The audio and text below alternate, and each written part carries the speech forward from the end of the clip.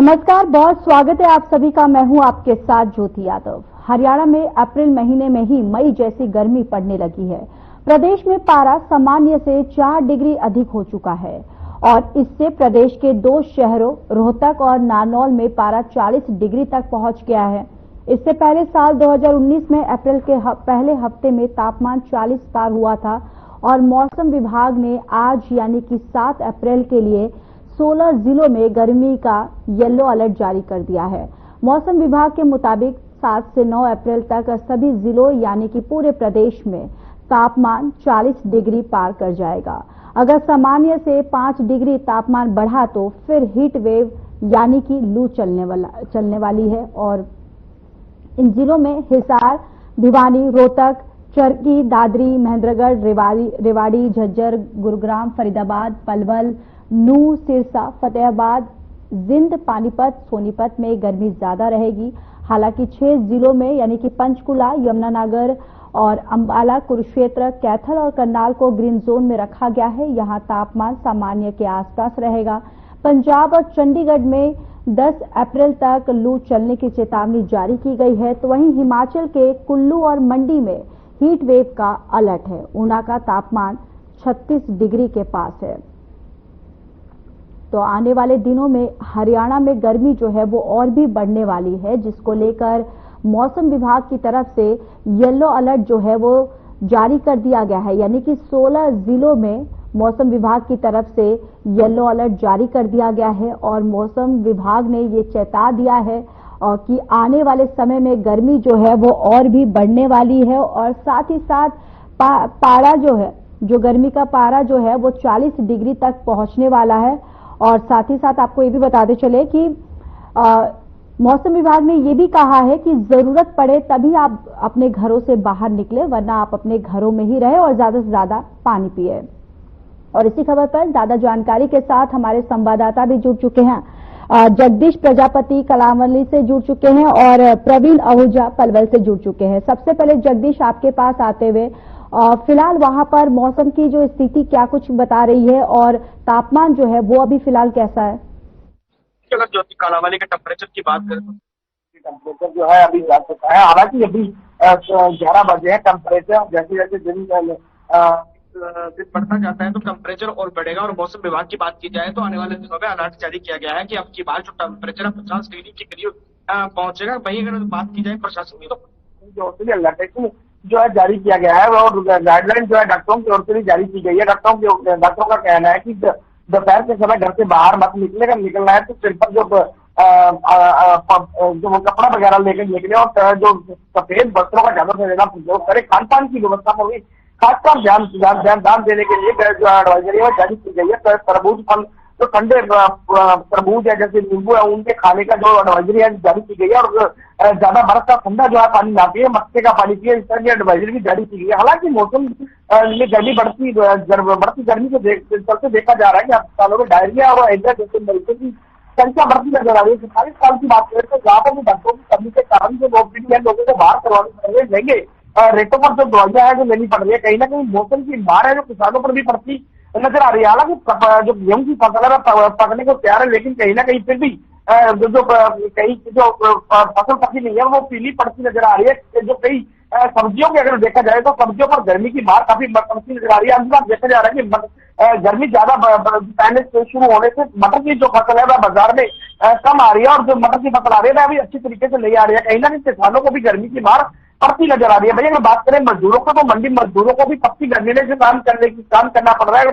अगर मंडी की व्यवस्थाओं की बात करें तो हालांकि गर्मी का मौसम है तो वहां पर भी पीने के पानी की व्यवस्था और छाई की व्यवस्था होनी चाहिए, लेकिन इस तरह की नहीं है। दूसरी ओर देखा जाए तो अगर कालावाली और सूखा जिला की बात करें तो प्रशासन की ओर से अतिक्रमण हटाने का काम है जो किया गया। हालांकि अतिक्रमण हटाया जाता है हर बार देखा जाता है, लेकिन अब की बार जो देखा जा रहा है अतिक्रमण हटाने के नाम पर जो खड़ी रेडी है खोखे लगाकर जो छाव में बैठकर फल बेचने का काम करते हैं, जो उनसे कहीं ना कहीं रेडियो के ऊपर की चक्कर हटा दी गई। इसको लेकर लोगों में नाराजगी जरूर देखी जा रही है क्योंकि गरीब व्यक्ति सबकी धूप में छाव करके दुपट्टा डाल के अपनी सब्जी बेचने का काम करते थे, कहीं ना कहीं उनको परेशान किया जा रहा है। इस बात को लेकर सरकार और प्रशासन के खिलाफ लोगों में जरूर नाराजगी देखी जा रही है। जी ज्योति। बिल्कुल जगदीश, जिस तरीके से आप बता रहे कि तमाम जो व्यवस्था है वो भी कर ली गई है कि आने वाले दिनों में जिस तरीके से गर्मी जो है वो बढ़ने वाली है उसको लेकर भी प्रशासन किस तरीके से मुस्तैद है, ये सारी जानकारी आपने दी है।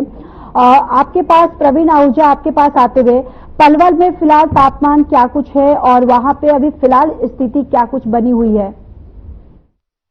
ज्योति, अगर हम मौसम विभाग को लेकर बात करते हैं तो बिल्कुल सही कहा है। मौसम विभाग की ओर से सटीक जानकारी है कि आने वाले अब जो दिन शुरू होंगे वो आम लोगों के लिए त्राही त्राही पैदा कर सकते हैं, क्योंकि लगातार ग्लोबल वार्मिंग की अगर बात भी करके चले तो उसकी तरफ भी ध्यान देना बहुत जरूरी है। क्योंकि अब लगातार जो तापमान की वृद्धि होगी, आपने बिल्कुल सही कहा कि अगर 5 डिग्री भी अगर तापमान बढ़ जाता है तो स्वाभाविक है आने वाले समय में पानी की मात्रा बढ़ेगी, जो पेय पदार्थ है उनकी मात्रा बढ़ेगी और जो पानी वाले फल है उनकी मात्रा बढ़ेगी। एक समय था नारियल का पानी जब 40 रुपए में बाजारों में अक्सर बिकते हुए हमने देखा था, लेकिन आज बाजार में अगर आप नारियल का पानी लेने जाते हैं 80 से 100 रुपए से नीचे नारियल का पानी नहीं मिल पा। जो गरीब आदमी जिसे जरूरत है वो तो पी ही नहीं पा रहा, क्योंकि लगातार इसकी डिमांड बढ़ती चली जाएगी। उसका मुख्य कारण है बढ़ता हुआ तापमान।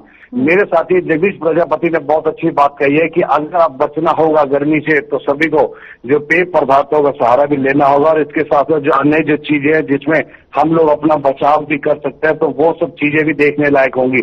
वही तापमान की वृद्धि की बात कर लेते हैं तो पिछले 2-3 दिन में तापमान की वृद्धि तो हुई है, लेकिन आगामी दिनों में अगर मौसम विभाग की बात कर लें, इनकी लू के थपेड़े अब लगातार चलेंगे जो असहनीय होंगे लोगों के लिए। क्योंकि स्वास्थ्य विभाग बार बार चेतावनी दे रहा है कि अगर आपने अपने शरीर को बचा के रखना है तो आपको घर से निकलते वक्त पहले तो सोचना चाहिए कि इस बढ़ते तापमान में हम कितना निकले और कितनी देर के लिए निकले और जितना जल्द हो सके हम अपने घर को वापसी करें। क्योंकि ये जो बढ़ती गर्मी है, तापमान है, सूर्य की तपस है, ये शरीर के पानी को सोख लेती है और वो शरीर में पानी की जब कमी हो जाती है तो स्वाभाविक है तरह तरह की बीमारियां बन जाती है और तमाम जो मरीज हैं, चाहे वो छोटा है, बड़ा है, बुजुर्ग है, वो सभी भारी ओपीडी देखी जा सकती है। तो इसे निजी जो अस्पताल है वो भी कई भरे हुए आपको आने वाले समय में दिखाई देंगे और जो नागरिक अस्पताल है उनमें भी भारी भीड़ का आप सामना करते हुए देख सकते हैं, क्योंकि लगातार पानी की कमी के कारण अब तमाम बीमारियां भी उत्पन्न होंगी। ये भी एक खतरे का संकेत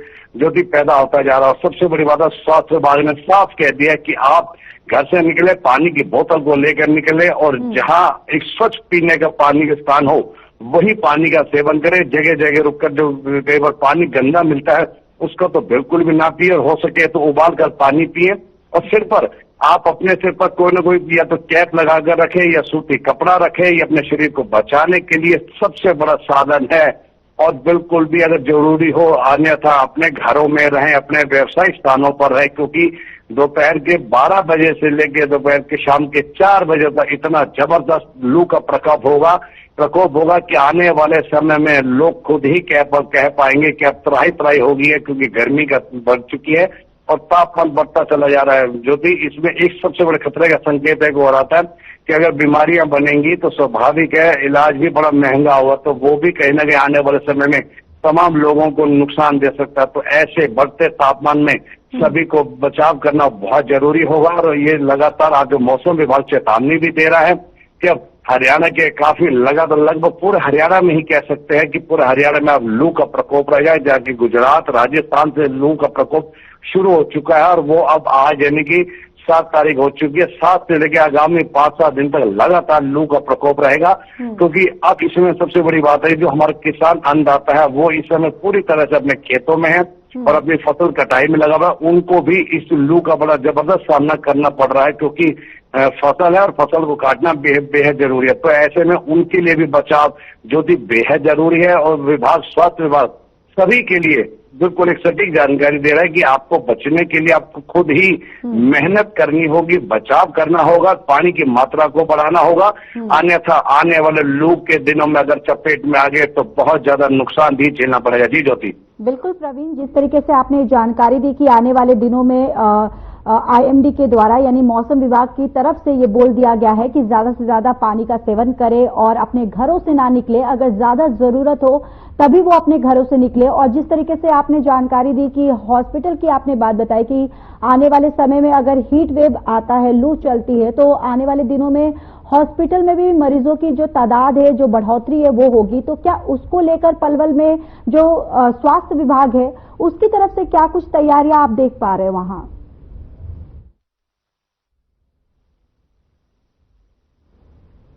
जी प्रवीण, आवाज आ रही है मेरी आपको? जी ज्योति, अगर स्वास्थ्य विभाग की अगर हम बात कर लें तो स्वास्थ्य विभाग की ओर से अभी तक तो ऐसी कोई तैयारियां तो हमें अभी देखने को नहीं मिली है। लेकिन जब कहीं ना कहीं स्थिति उत्पन्न होती है तो कहीं जब चेतना जागती है तो स्वास्थ्य विभाग कहीं हरकत में आता नजर आता है। तो ये स्वास्थ्य विभाग को पहले से ही अब तैयारियां शुरू करनी होंगी, क्योंकि अब दिन शुरू हो चुके हैं, खतरनाक लू के दिन आ चुके हैं। ऐसे में तमाम अस्पतालों को अब कहीं ना कहीं अपने जो लगातार मरीजों की संख्या में बढ़ोतरी होगी तो उसके लिए पहले से ही कहने की व्यवस्था बनानी बेहद जरूरी होगी। क्योंकि जो मजदूर तबका के लोग हैं, जो मजदूर तबके के लोग हैं, वो लगातार अक्सर आपने देखा होगा कि इतनी भयंकर यानी कि 48 से 50 डिग्री तापमान में भी वो बेचारे मजदूरी करते हुए सड़कों पर आसपास घरों में या बड़ी बिल्डिंग बनाते हुए देखे जा सकते हैं। तो वो भी इस लू की जब चपेट में आते हैं तो उनके लिए बड़े अस्पतालों में पहुंचना, इलाज कराना उनके लिए बिल्कुल भी संभव नहीं है। तो वो सीधा कहना कि नागरिक अस्पतालों की ओर रुख करते हैं, उस तरफ दौड़ते हैं कि ताकि अपने आप को बचाया जा सके। लेकिन अगर वह सुविधाएं नदारद मिलेंगी, अगर तैयारियां पहले से नहीं होंगी तो स्वाभाविक है आने वाले दिन भी काफी खतरनाक साबित हो सकते हैं। जो कि इसमें तमाम स्वास्थ्य विभाग कर्मचारियों को पहले से अलर्ट मोड पर आ जाना चाहिए और अभी से तमाम तैयारियां कर लेनी चाहिए। और एक अलग से इस तरह के जो लू की चपेट में लोग आते हैं उनका अलग से वार्ड भी होता है और उस वार्ड की बनाने की तैयारियां भी इनको शुरू कर लेनी चाहिए, ताकि इस तरह के जो मरीज आएंगे, जो लू की चपेट में होंगे, त्राही कर रहे होंगे, उनको बचाना सरकार की प्राथमिकता है, स्वास्थ्य विभाग की प्राथमिकता है। तो ये तमाम जो चीजें हैं ये तैयारियां शुरू करनी होंगी। और नहीं तो अन्यथा महंगे इलाज के चक्कर में लोग जब निजी अस्पतालों की ओर दौड़ के चले जाते हैं तो वो कहने उनके लिए जब डबल मार होगी, यानी कि एक तो लू की मार, ऊपर से भारी इलाज के बाद, तो ये बड़ा दायनी होगा। तो ऐसे में स्वास्थ्य विभाग को और तमाम ये चीजें जो है पहले से तैयार करनी होंगी, ताकि आज जो दिन खतरनाक शुरू हो रहा है उसमें हम सबको बचाव के रास्ते जरूर बनाने होंगे। जी ज्योति। ठीक है प्रवीण, बने रहिए, लौटूंगी आपके पास। जगदीश, आपके पास आते हुए कलाडवाली में वहां पर आप स्वास्थ्य विभाग की तरफ से क्या कुछ तैयारियां जो है वो देख पा रहे हैं आप? प्रवीण, अगर कलावाली की बात करें, स्वास्थ्य विभाग की बात करें तो वो खास तैयारियां जो है अभी देखने को नहीं मिल रही है। हालांकि स्वास्थ्य विभाग की ओर से सोशल मीडिया के माध्यम से जरूर प्रचार किया जा रहा है, सोशल मीडिया के माध्यम से प्रचार किया जा रहा है कि खान पान की व्यवस्था रखें, लेकिन किसी भी प्रकार की जो व्यवस्थाएं हैं वह नहीं की गई। अगर डॉक्टरों की बात करें तो डॉक्टरों की यहाँ पर कमी देखी जाती है। अगर ओपीडी की बात करें तो ओपीडी 200 से 250 जो ओपीडी देखी जाती है। डायरिया में हैजा के मरीज जो है सरकारी स्तर में जाते तो जरूर है, लेकिन वहां पर या तो डॉक्टर नहीं मिलते हैं, डॉक्टर मिल जाते हैं तो उनको दवाइयां नहीं मिलती है। तो कहीं ना कहीं लोगों को जो प्राइवेट जो मेडिकल है उनकी दवाइयां लेनी पड़ती है और जो गरीब लोग हैं उनको काफी नुकसान, जैसे कि मेरे काफी प्रवीण ने बताया कि गरीब लोगों को जो खेती में काम करते हैं, जो मकान बनाने का काम करते हैं, उनको लू लग जाती है क्योंकि गर्मी लग जाती है। ऐसे लोगों को सरकार की ओर से सुविधा उपलब्ध करानी चाहिए, लेकिन इनको भी जो है मेडिकल की सुविधा उपलब्ध नहीं हो पाती है।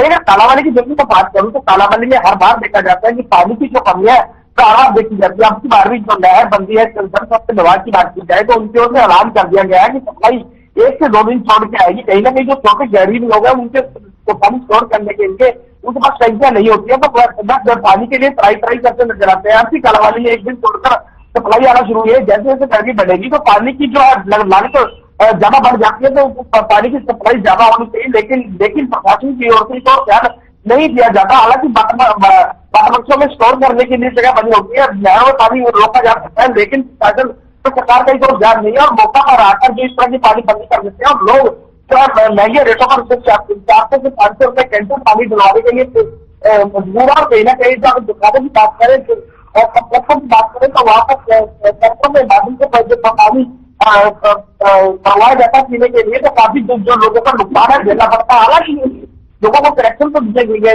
हैं, पानी के बिल भी दिए जाते हैं, लेकिन पानी की सप्लाई गर्मी में 2 दिन छोड़ कर आते हैं, तो कहीं ना कहीं इस बात को लेकर जरूर ट्राई कर जाती है।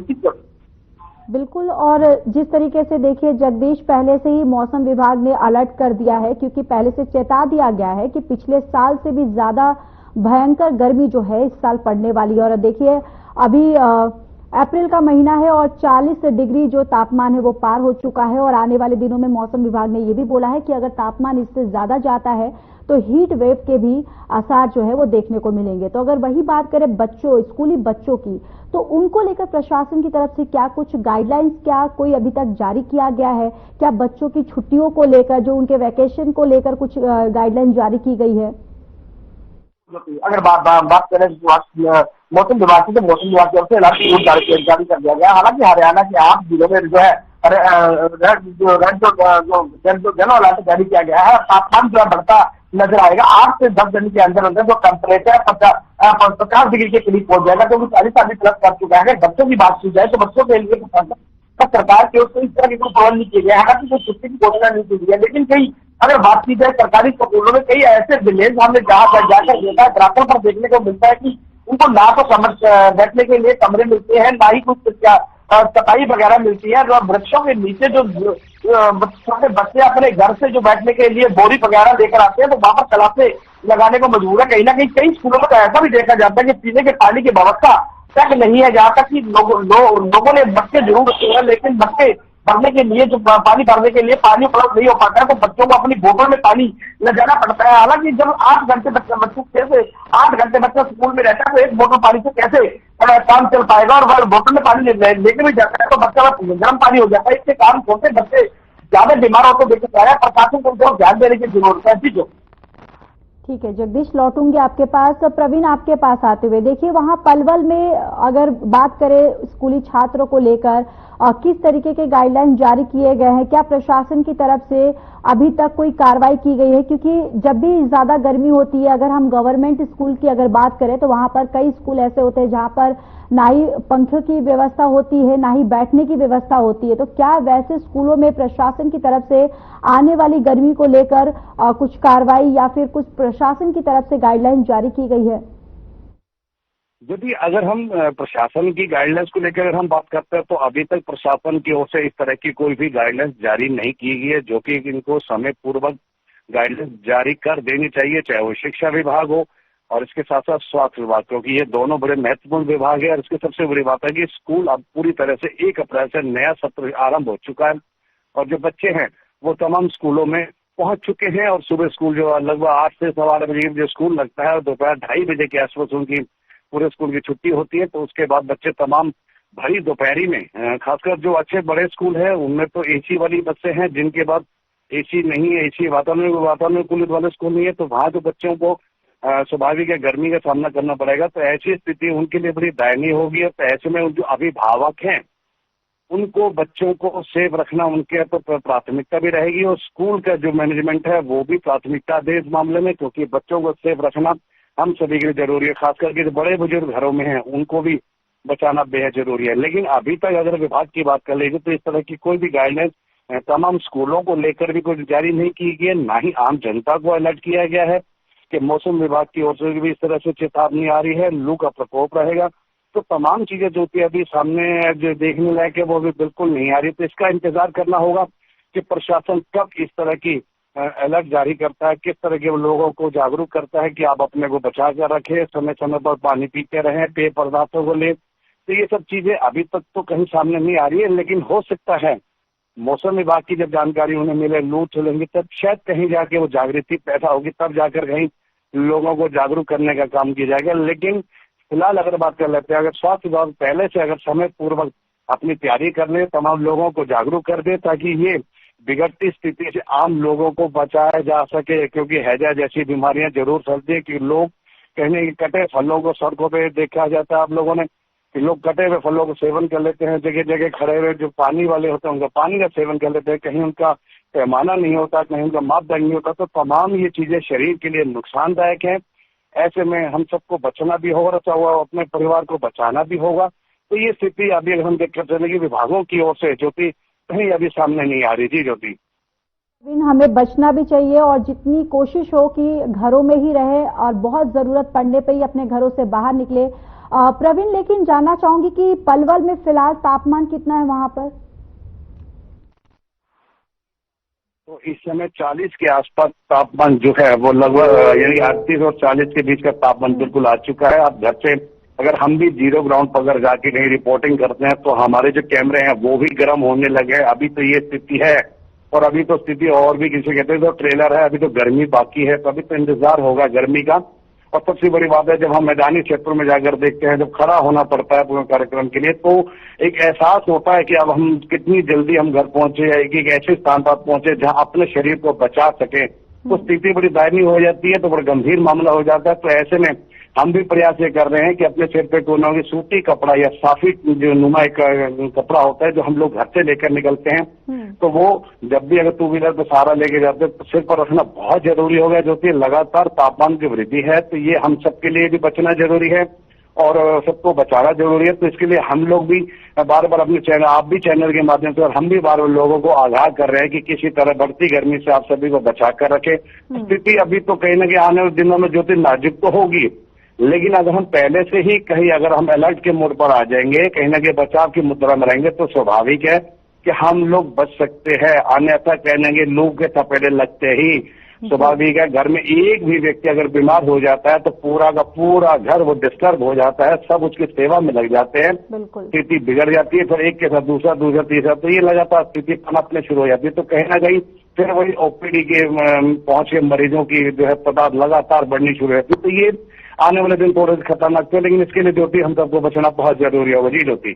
बिल्कुल प्रवीण, बने रहिए, लौटूंगी आपके पास। जगदीश, आपके पास आते हुए देखिए, एक रेहड़ी पटरी पे जो सामान लगाने वाले या जो अपने ठेले लगाने वाले, वो भी एक तबका ऐसा है कि जिनके लिए कोई सोचता नहीं है, लेकिन कहीं ना कहीं जो बढ़ते तापमान उनके लिए भी एक बहुत बड़ी मुसीबत लेकर आ रही है।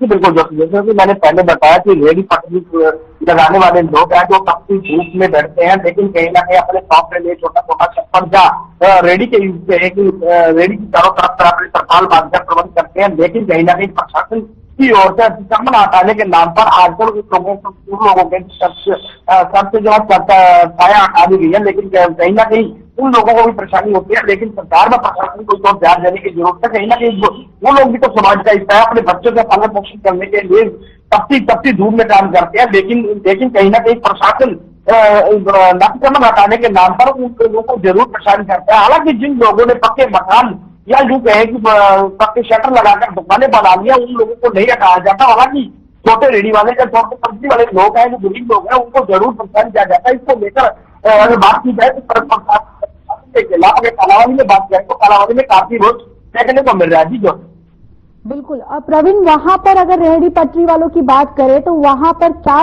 अभी तक कोई प्रशासन की तरफ से कुछ उनके लिए कुछ गाइडलाइंस जारी किया गया या उनके लिए कुछ किया गया है वहां पर गर्मी को देखते हुए?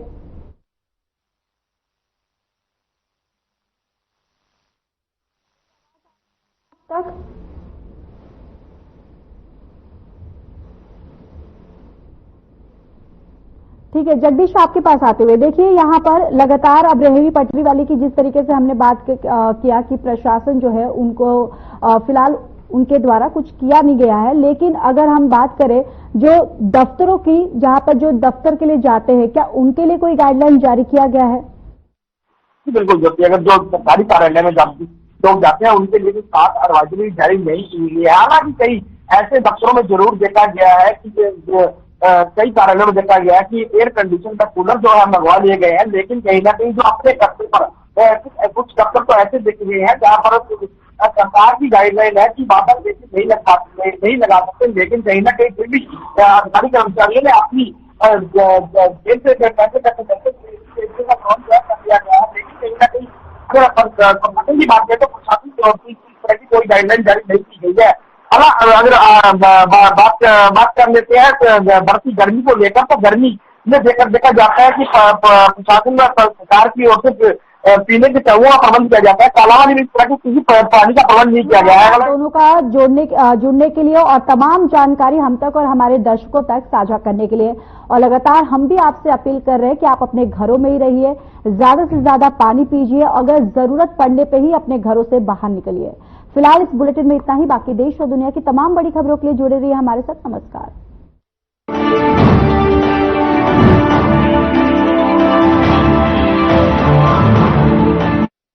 क्या रंग